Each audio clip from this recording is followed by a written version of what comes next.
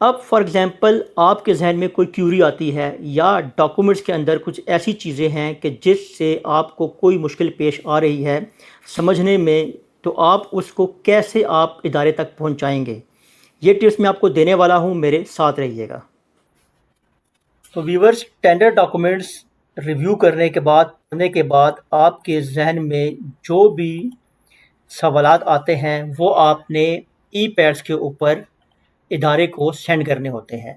ई pad के ऊपर जाने का तरीका वही है जो मैं अपने प्रीवियस लेक्चर में आपको बता चुका हूँ। ठीक है जी, आप जाएंगे उसी तरह सप्लायर मैनेजमेंट में, एक्टिव प्रोक्योरमेंट्स के अंदर, फिर एक्टिव टेंडर्स के अंदर। उसके बाद जो आपने टेंडर रिव्यू किया है, पड़ा हुआ है, उस टेंडर के ऊपर आप जाके क्लिक करेंगे।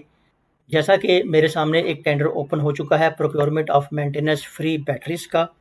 इसके अगर आप नीचे देखें तो हमने यहाँ से डाउनलोड एसबीडी से हमने टेंडर डॉक्यूमेंट्स जो है वो डाउनलोड किए थे, उसको हम रिव्यू कर चुके हुए हैं। और अब उसमें से जो हमारे सवालात हैं, जो हमारी क्यूरीज हैं, वो हमने इदारों को भेजनी है। अब ये आ गया आखिरी कॉलम है जी क्लैरिफिकेशंस का। हम क्लैरिफिकेशंस के ऊपर क्लिक करते हैं। क्लैरिफिकेशन के ऊपर क्लिक करने के बाद ये एक विंडो ओपन हुई है। यहाँ पे आप अपना तमाम मैसेज, जैसा कि क्वेश्चन नंबर 1 आप लिखेंगे और उसके बाद अपना यहाँ पे तमाम आप अपना सवाल लिख सकते हैं। कोई भी स्पेसिफिकेशंस आपको डिटेल में चाहिए उसका आप लिख दें, आइटम नंबर फ़लाना फ़लाना हमें चाहिए। आपने अगर यहाँ पे कोई ओपनिंग डेट का इशू है वो लिख दें। कोई भी आपकी क्यूरी है वो आप यहाँ पे लिख सकते हैं। लिखने के बाद आप यहाँ पे सबमिट के बटन के ऊपर क्लिक करेंगे और आपकी क्यूरी जो है वो इदारे तक पहुँच जाएगी। इसके बाद व्यूवर्स, क्यूरी जाने के बाद इसके बाद है पीए क्लैरिफिकेशन।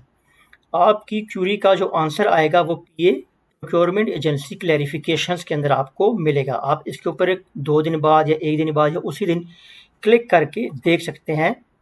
यहाँ पर आपको नो रिकॉर्ड फाउंड है, यहाँ पर आपको आपके सवालात का आंसर मिल जाएगा।